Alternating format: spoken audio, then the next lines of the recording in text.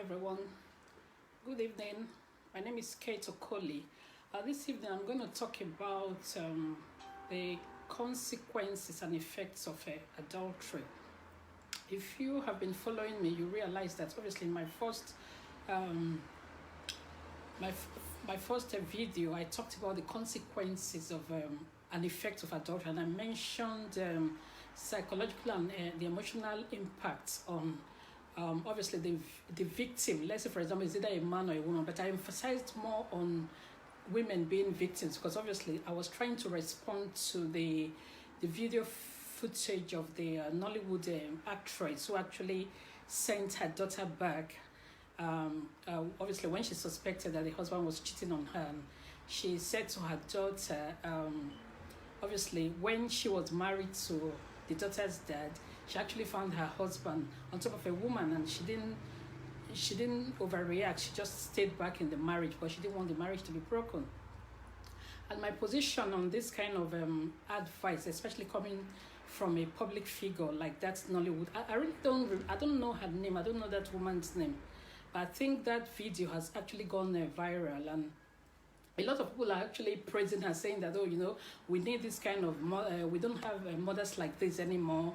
What she did is a best, advising her daughter to stay back and everything. But the thing is, what people don't understand, the effects of adultery, the effect on the victim. A lot of people have ended up in psychiatric hospitals. A lot of them have become very, very unwell over the years because of a history of violence. What we as Black people really don't understand is that psychological and emotional abuse is actually worse than physical abuse. But a lot of times we really don't talk about psychological and emotional abuse. We actually emphasize more on the physical abuse, because the physical abuse, like if somebody hits somebody, you see the injury there and all of that. But the psychological abuse, the emotional abuse is worse than the physical abuse because it's in depth.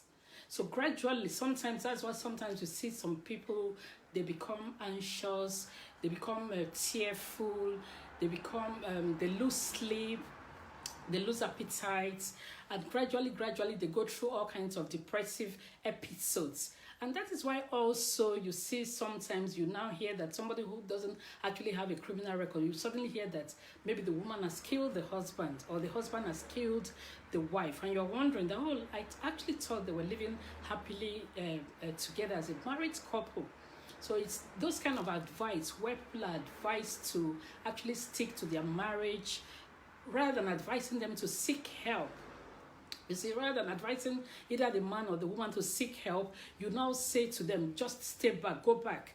And, what I find quite interesting also about what that Nollywood actress did is she didn't even allow the daughter to come into the family home. This is a woman who perhaps has been, actually, a woman who has been distressed as a result of what she found about her husband. So rather than giving her that support, not even a hug, not even to say, sit down, let me give you a glass of water, so that she can calm down, and obviously she needs strength, to gather a bit of strength before actually even helping, maybe supporting her to go back or something. She didn't give the woman and the daughter any of that kind of support.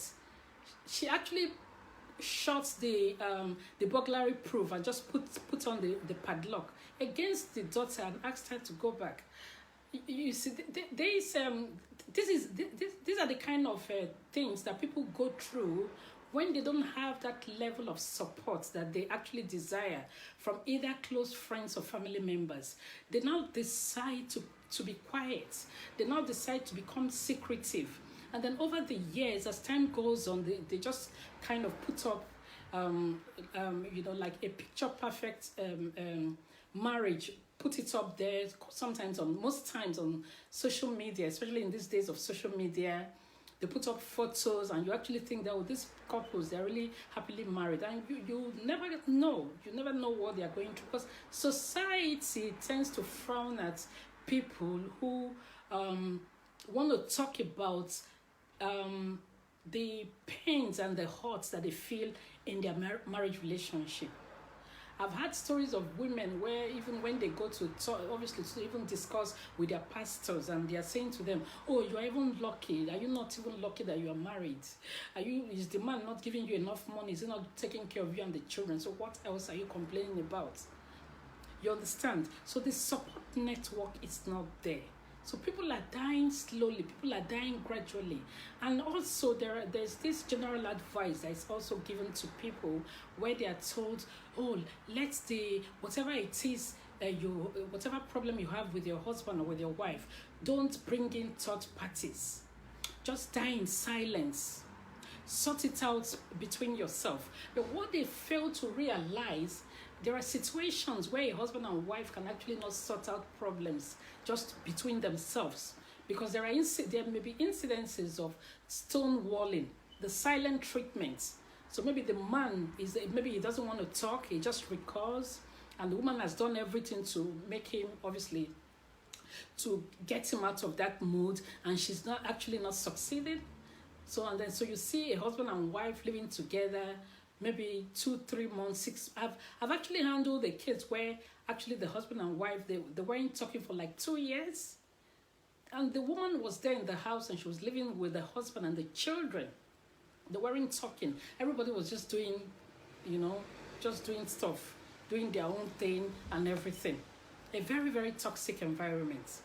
And then so such a woman dying slowly, quietly, because society has told her, don't bring in a third party, don't report to anybody, just keep it to yourself. Whatever is happening between you and your husband, sort it out amongst yourself. Don't bring in third parties.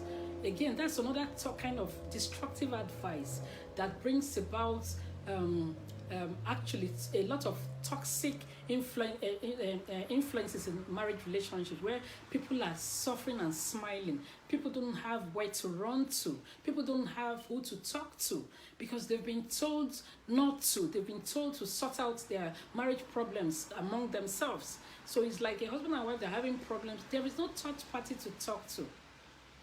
To be quite honest, I think that when a husband and wife, they're married, obviously in the marriage relationship, there must be 1 or 2 people who either the wife or the husband can run to say, oh, my wife is misbehaving, or my husband is misbehaving. Talk to him or talk to her. So over the years in the marriage relationship, you must be able to find that man or that woman that will give you godly advice. Look out even for couples who are happily married. They've been married for some time, so they have a lot of experience when it comes to how to manage crisis in a marriage relationship. So rather than stay in that marriage and just pretend that all is well, and then you are in the marriage relationship 2-3 months, the husband and wife, they're not talking together, and people are saying, keep it to yourself, don't discuss with anybody, blah, blah, blah. I think it's better for you to find 1 or 2 people. If somebody is giving you a godly advice, somehow you will know.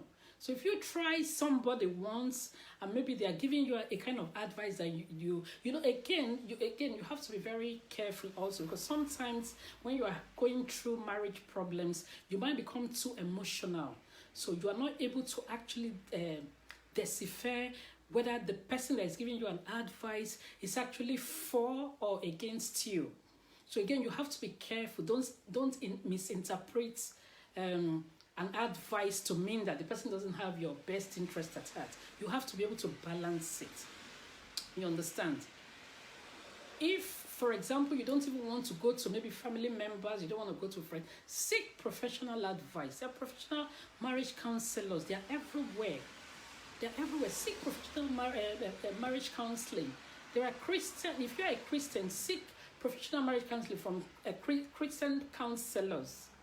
Don't be quiet. Don't be silent. Don't die in silence. Because in this day and time, silence is no more golden. You have to be able to speak out. You have to be able to call out for help. You cannot, 2 heads are better than 1. You cannot do it alone. You cannot just cover up and then you come on social media, you're posting photographs of you and the man and everything, and you're pretending that all is well. But you are dying, silently. Over the years, it's even dangerous for the perpetrator of this emotional abuse, because anything can happen. The woman can actually snap, pick up something and slam on the man's head, or the man himself can actually snap, pick up something. That's why you hear that, oh, a man has killed the wife, or that the wife has killed the man. We must reach out, we must seek help, seek professional help. I really don't understand why anybody will go to a third party for help, and they will actually now start using your topic as a point of gossip.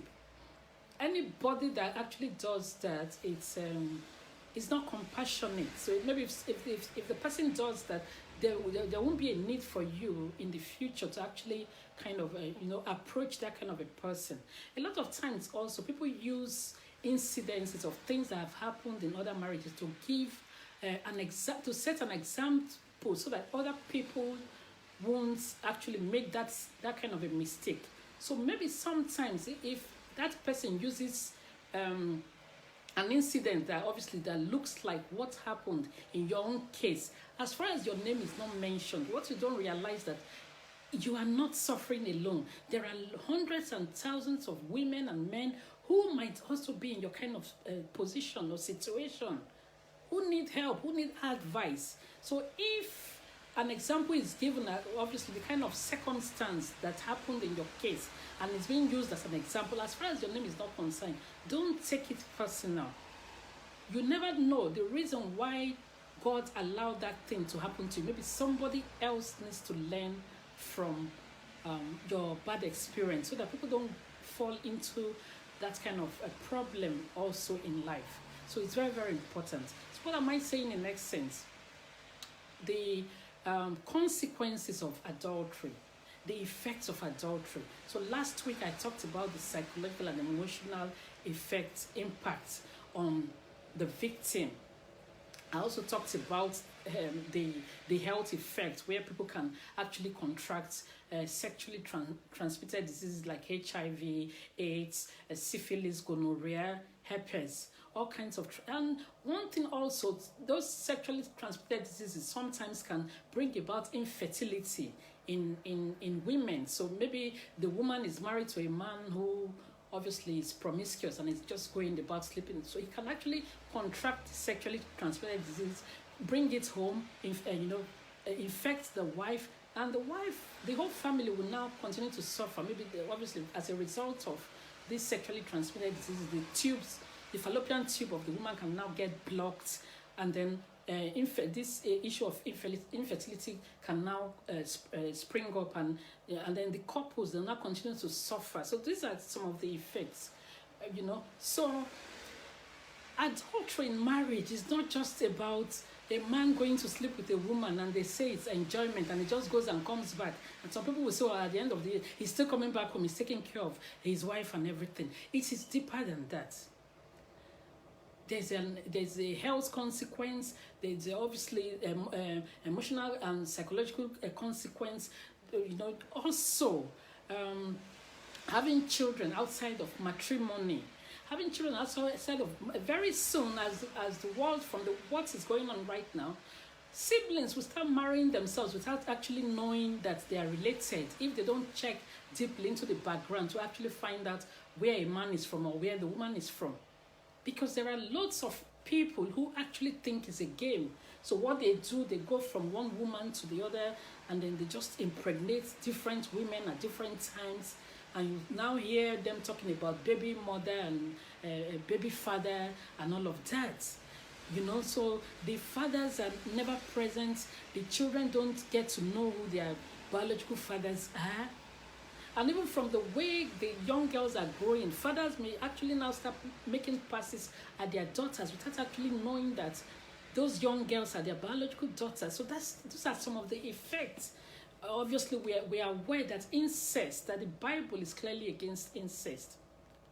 You see? So these are some of the consequences where a man leaves his matrimonial home and sleeps with other women, and then the woman gets pregnant, and the man runs away, abandons the woman, and perhaps starts saying to the woman, oh, but I'm married. After all, I'm happily married. If we're happily married, why are you going about sleeping with other women? Because you have your plans, you think you're calling it enjoyment. The woman you're going to meet, you don't know what her intentions are. Because there are women that they just say, you know what, they just want to get pregnant just to have a baby. They don't want a man. So the moment you meet with them, they get pregnant. They don't even want to have anything to do with the man. Sometimes they might not even mention, to the man that they are pregnant. And they get pregnant and they have the child. You see, so those are the consequences. And then raising these children without their fathers on ground, you understand? Because how are you going to start running helter-skelter between giving your children in your home, obviously their attention, their emotional and financial, they are meeting their emotional and financial needs as their father, and then running helter-skelter to the woman outside, and then being able to meet with the needs of that woman emotionally, financially, and also meeting with the needs of the children. How is that man going to cope? You understand? Now, coming back to the issues of women, being caught in the act of adultery.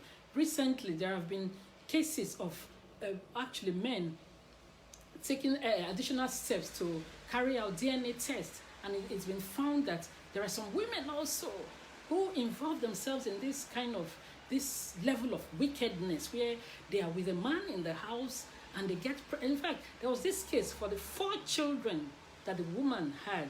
None of the 4 children, none of them, when the DNA test came through, none of them was found to be the child of her husband. So that's the highest level of wickedness. The highest level of wickedness. You understand? How can a woman be in her matrimonial home, married to a man? So does it mean that at no point during the relationship did she ever sleep with her own husband, or was the man all the time away from the matrimonial home that actually gave her the audacity to now go out every time, get pregnant for another man, and then bring the pregnancy back to her matrimonial home? That is an abomination. So these are the consequences that we are talking about of adultery and promiscuity in marriages. That's why the Bible clearly is against it. In Exodus 27, that's where the scripture tells us not to commit adultery. Because the word of God is true. God knows that if we are allowed to just go about marrying as many men that we want to we want to be married to, sleeping with as many men as we want to sleep with, and the men also are men. If you allow them, even if they marry 100 women, they will still not be satisfied. I really don't know what it is that with men. Even you give a man 200 women, 200 wives, he will still not be satisfied with the 200 wives. That is why men need to take extra caution to discipline themselves. You have to think about the consequences. This thing I'm going to do, how is it going to be beneficial to me?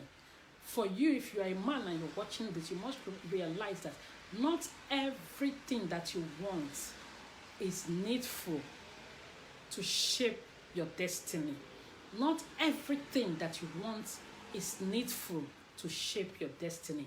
Not every pretty woman in skirts that you see out there in the streets, at your place of work, anywhere, not every pretty woman that you meet must go to bed with you. Not every pretty woman is suitable to be part of your life, to be allowed into your life that will shape your destiny.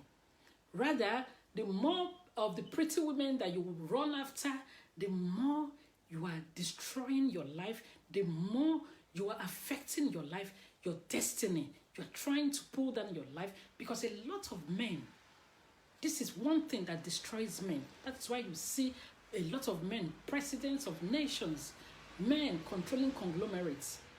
The issue of sex and women has brought them down, has disgraced a lot of them. A lot of them have been impeached from office. A lot of them have been disgraced from office because of this lack of discipline of sex and women. So as a man, you need to take care. If you always remember the effect, because you might think that, okay, you have your wife at home, you're giving her everything, you're running out there to be with her, that other woman. What makes you think that other woman is not wife material? So you're going about hurting people.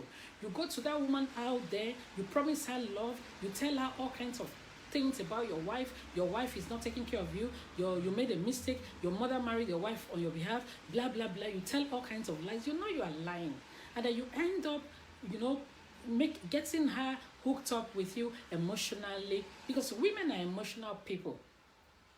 And then after some times, you now abandon her. You go to the next woman. So you keep hurting, and then that one, she becomes heartbroken.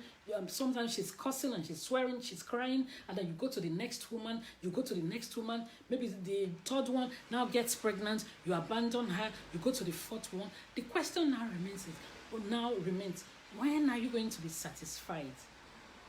When are you going to stop? When are you going to stop hurting people? So you are hurting the women out there. You are hurting your wife that is in the house with you.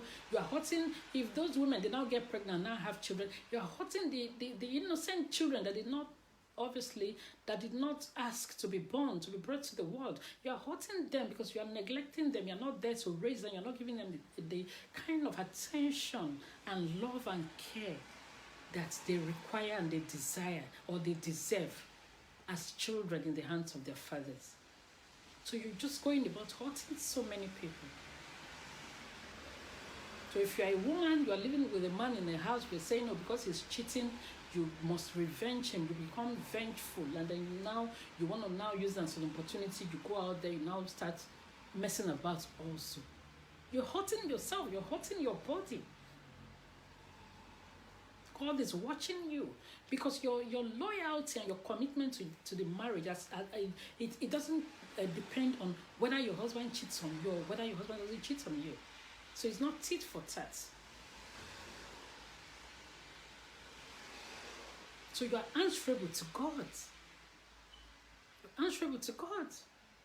So there's no justification whether your husband is cheating on you or he's not cheating on you, and then you now use as an excuse to say you must cheat also in order to balance, so that you won't be feeling it or whatever. Because I've had a lot of women say that also, that's the only way they can measure up to their husband's cheating. So they go out also and they have fun. That's what they call it. You are not answerable to your husband. You're answerable to God. You're not going to stand in front of God and say, because my husband cheated, so I decided to go and cheat myself. God is not going to say because your husband cheated, because so that justifies you cheating. So you've got to be careful. What should be done is during courtship, if you see those signs of cheating, take a walk. So if you now decide that he's going to change after getting married to him, he's not going to change. He's going to even get worse. So a man who was cheating during courtship is going to cheat even after marriage. He's going to cheat. He's going to cheat. So a man who lies during courtship is going to continue to lie even after marriage. A man who was irresponsible and lazy during courtship is going to continue with his irresponsibility and laziness and lack of commitment even after marriage. And it's going to get worse. So whatever you see during courtship, don't ever think it's going to get better after marriage. It's going to get worse. So you've got to be careful. So the third consequence is having children out of wedlock. Having children out of wedlock. The children don't ask to be born. So you bring them into this world. Their father is not there to give them the love and care that they deserve as children. So you leave them in the hands of their mothers. So the mothers are cursing. Some of the mothers are cursing. I heard about a story about this woman as she got pregnant, and obviously the man was nowhere to be found, and as she had the baby in the hospital, and as the baby was coming, and she looked at the face of the way the midwives would bring the baby once the baby comes out and they're showing, so that's your baby. And she said she cursed that baby. Immediately she set eyes on the baby. She cursed the baby because of the pain, and she remembered the pain and the abandonment and the rejection of the baby's father. So that's the kind of pain that you cause in the life of a woman and the life of a child. And today, lo and behold, that child is here in the UK carrying knives, killing people, shedding blood. The child now is a problem in the community. So these are some of the effects and the consequences of adultery and promiscuity in marriage. relationship. So it's not just enough to say, oh, at least the man comes home. He doesn't bring the woman, the girlfriend. He doesn't bring the side chick home. He takes care of his family. It's not, there's more to it. Lives are affected. Psychologically, lives are affected. Emotionally, lives are affected. Physically, lives are affected. Financially, lives are affected. The lives of children are affected. The children, they are brought into this world. You need to give them 100% as a father. They need that father figure. So when you now have a side chick and the child is there, what time are you going to spend with that child and the mother? So lives are affected. Lives are affected, whether you like it or not. Thank you very much, Mr. Jackpot, for tuning in. How are you? So it's not just enough to say, oh, at least the man comes back home. It's not enough to say that. Lives are affected. So the mothers, they are there with the children. You are nowhere to be found. There's a matter I handled a time where this man actually brought the other woman from Nigeria, and he got her a place, and the wife that was here didn't know about it. He actually has 3-4 children with this other woman. The wife didn't know about it. So when he was asked, so but how do you cope with this kind of a life? He tells the wife over there that obviously is going on a night shift, and he goes to the other one in the daytime. So he stays with the children in daytime, and after when it's night, he now goes to the other family. So it's like, you see, so it's like telling from one lies, the peace of mind that comes from being a committed family man, even, it cannot be overemphasized. So when a man is running helter-skelter, you're telling lies, you're telling one wife that you're going on a night shift, you're telling the other one that you're going on a day shift. How do you actually cope with this lie? So you just keep lying and lying to cover up. But lives are affected. The children in the life of that other woman, the children are affected because they never get to see, they never spend any night with their dad. They never wake up early in the morning and see their dad in the bedroom. So lives are affected. There are times these children may fall sick in the middle of the night. Their father is nowhere to be found. So lives are affected. So these are very, very serious matters that affect lives. That is why these days you see there are children running about in the streets, children as young as the ages of 8, 9, 10, running about. You will hear that this child has actually stabbed another child as old as 10 years, 11 years, and you are wondering who raised such children.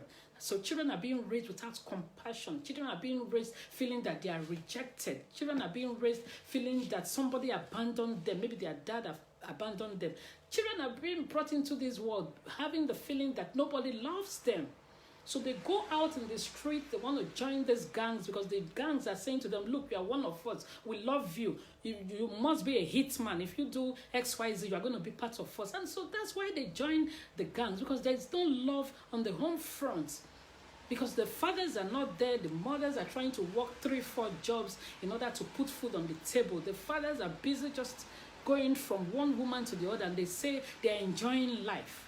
Lives are affected. You're sowing negative seeds in the lives, in your own life, in the life of the children, and it's affecting not only the homes, it's affecting the community, it's affecting the society, it's affecting the world at large. And so we are losing our children every day. Innocent children have been brought into the world that did not ask to be brought into the world. So the children, they end up dying at their prime, at a very young age. You see children at the age of 15, 16, 17 being stabbed to death because there is no father figure. There is nothing that the fathers are there to show them. So where are the fathers?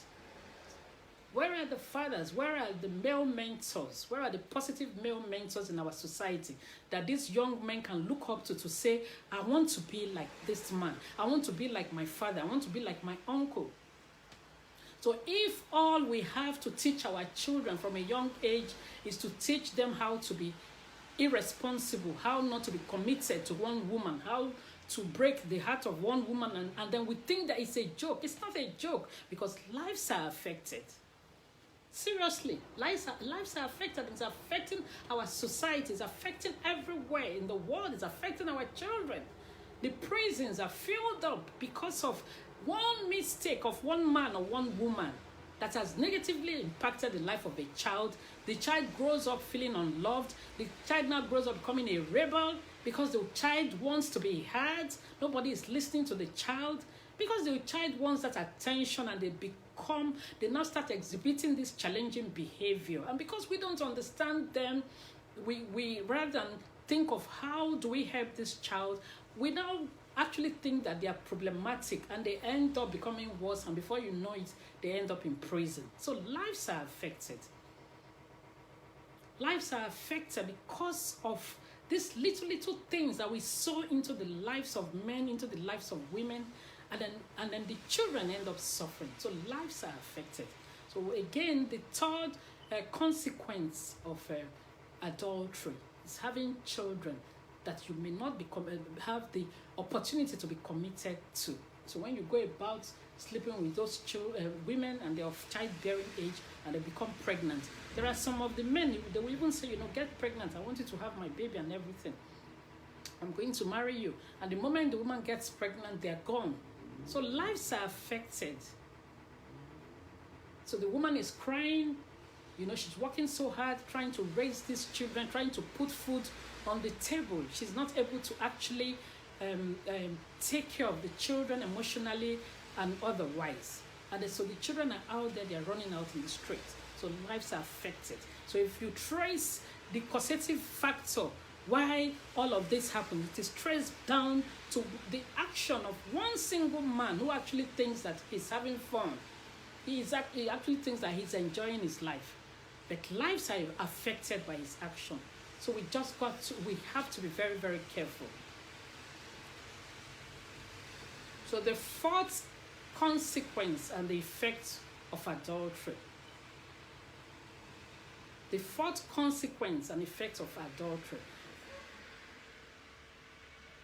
Likely death, likely sickness. Because that woman that is out there, you don't know the God that she serves.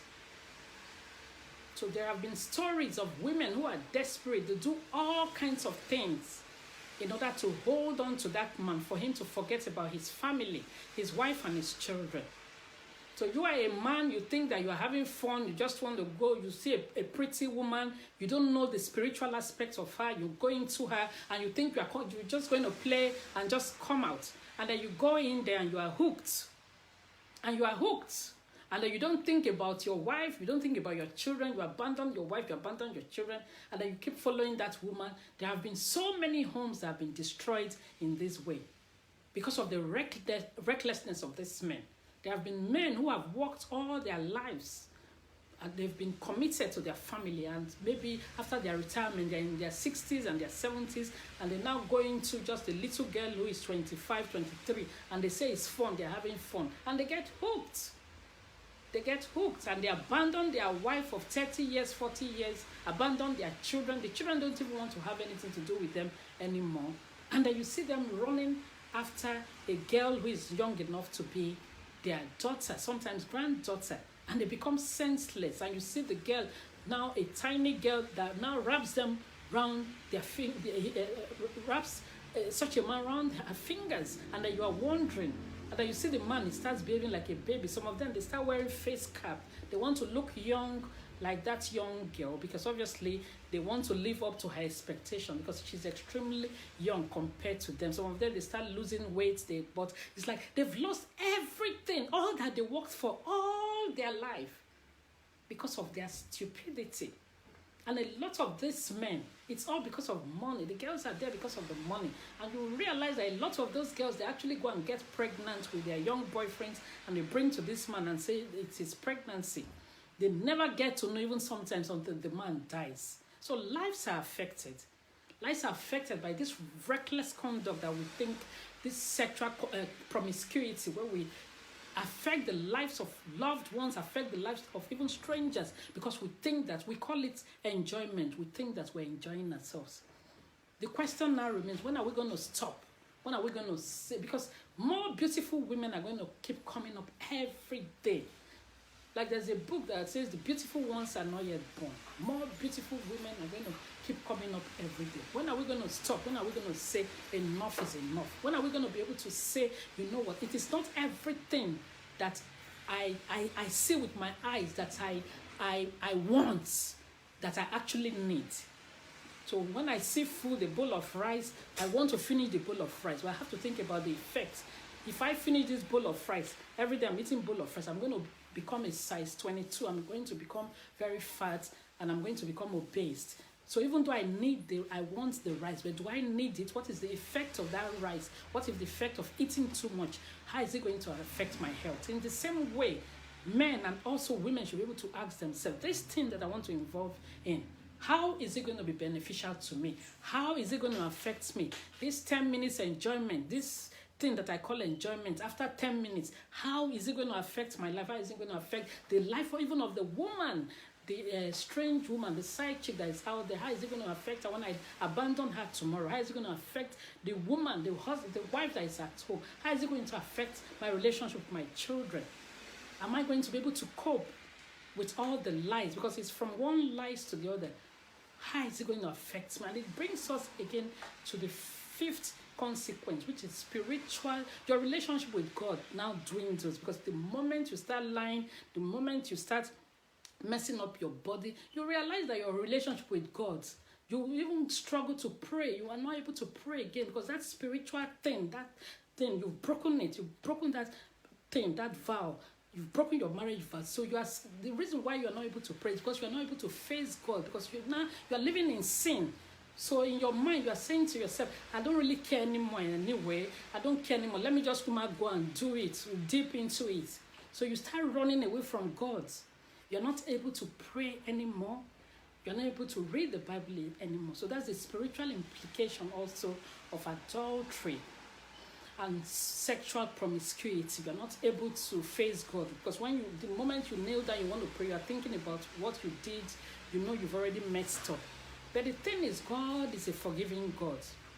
God, the moment you realize that, obviously you know you have derailed, God is a forgiving God. All you need to do, once your conscience begins to say to you, you know that thing you are doing with that girl or with that man, even because I know that women also, they cheat also. There are lots of women who cheat in this day and time. So the moment you start doing that, you know you are not able to pray anymore. You know you are so carnal. You just have to go on your knees and begin to ask God for forgiveness. And saying sorry means not repeating that again. Because once you break that spiritual bond between you, and it's like you've exposed yourself to the devil. A lot of other things can come up. A lot of temptations, a lot of difficulties. You might start facing a lot of other difficulties because you've exposed your whole household to the devil to come in. So those are some of the side effects of adultery in marriages, sexual promiscuity in marriages. I'm going to actually stop, because I've actually mentioned about 3 of them now, obviously, plus the other one I mentioned during my previous broadcast. To make it, I think I've mentioned about 6 of them now, some of the consequences of an effect of adultery in a marriage relationship. And I pray that we are guided, that for every step that we take, whatever actions we take, even as men and as women, we must also think about the consequences of our action. And in rounding up, like I will always want to say, whether you're a man, whether you're a woman, so if God places people in your life, when God places people in your life, whether it's your husband, whether it's your wife, whether it has to do with your children, with your friends, with your neighbors, when God places people in your life, it's not a coincidence. When God places people in your life, you must be careful not to make them shed tears, not to make them have sleepless nights. You must be careful not to make them fall sick because of your actions to them. You must be careful not to make them run mad, not to make them end up in psychiatric hospital because of the hurt and the disappointment that you've caused them. You must be careful not to make them become physically sick, whereby they now end up in hospital and they're running helter-skelter. You must be careful also that when God places people in your life, that you don't make them end up dying, meeting their untimely death. When God places people in your life, you've got to be careful. The seed that you sow into their life, because we're going to be accountable to God. God is going to ask us, that man, that husband that I gave to you, what did you do with the man? That wife that I gave to you, what did you do with the wife? The children that I gave to you, what did you do with the children? God is good. We're going to be accountable to God. So when God places people in our lives, we've got to be careful. The seed that we sow into their lives. Very, very important. Thank you very much. Job Dangana, you're just joining me today, and I'm actually about rounding up. Thank you very much for joining. I'm going to be on your way soon. Job, I would like to, if you can oblige me to actually watch the footage of this video, maybe when I post it on Facebook. I'm actually rounding. I've been on for about like 10-15 minutes now, and I'm rounding up. I don't want the videos to be too cumbersome, not to overwhelm my viewers. So thank you very much for joining. Take care of yourself, and I'll be on your way soon. Thank you. God bless you. Bye-bye.